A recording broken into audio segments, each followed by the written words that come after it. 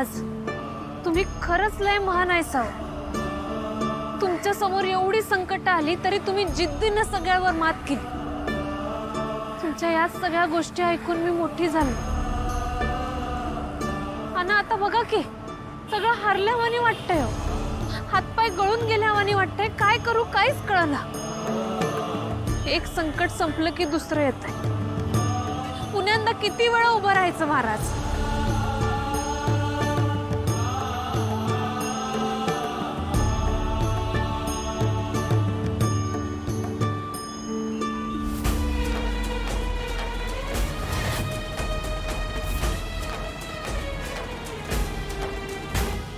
सपान फुलले होते कमळी।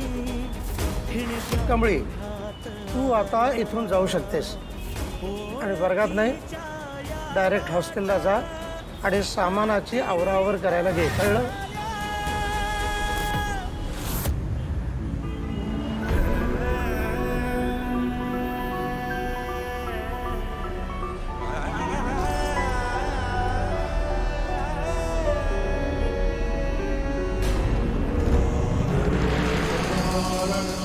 आजोबा, आजोबा काय होतंय तुम्हासनी?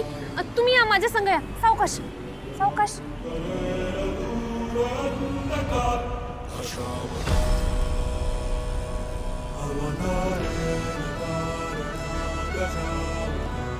सावकाश। बरं वाटतंय ना आता तुम्हासनी? बरं बरं आहे। आजोबा तुम्ही एकटंच आलायसा की तुमच्या संग कोणी आलंय? मी एकटाच आहे। अगो हा माझा झील मुलगा माधव, याला पाहिलंच काय कुठे? हा नाही हो, मी कुठं बघितलेलं नाही खरं। नाही का? आजोबा तुम्ही तुमच्या पोराला शोधायला एकटं फिरताय? अहो एवढी मोठी मुंबई आहे, कुठं कुठं शोधणार तुम्ही? अहो या मुंबईत माणसं बघून आपल्यालाच हरवल्यासारखं होतंय बघा। मी काय म्हणतो, तुम्ही जरा 2 घडी इथं बसा, मी तुमच्यासाठी काहीतरी खायला आणतो। हा नाही, मला नको खायला, काय नको। बस इथे बस। आजोबा मला सांगा, तुम्ही नेमकं कुठनं आलाय? मी बाबुली मेस्त्री, मी कोकणात नाही गेलाय, सिंधुदुर्ग।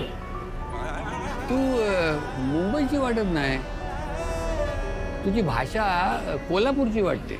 होय, मी सिद्धटेकची, कोल्हापूर। मला सांगा, तुमच्या पोरानं तुम्हासनी नंबर दिला नाही काय कोणाचा? अगो माझ्याकडे मोबाईल कुठला? मी पहिल्यांदाच आलो ना मुंबईत, म्हणून जरा ना भिरभिरल्यासारखं झालं। अहो मी पहिल्यांदा आलो होतो की नाही, तेव्हा मला बी असंच झालेलं बघा।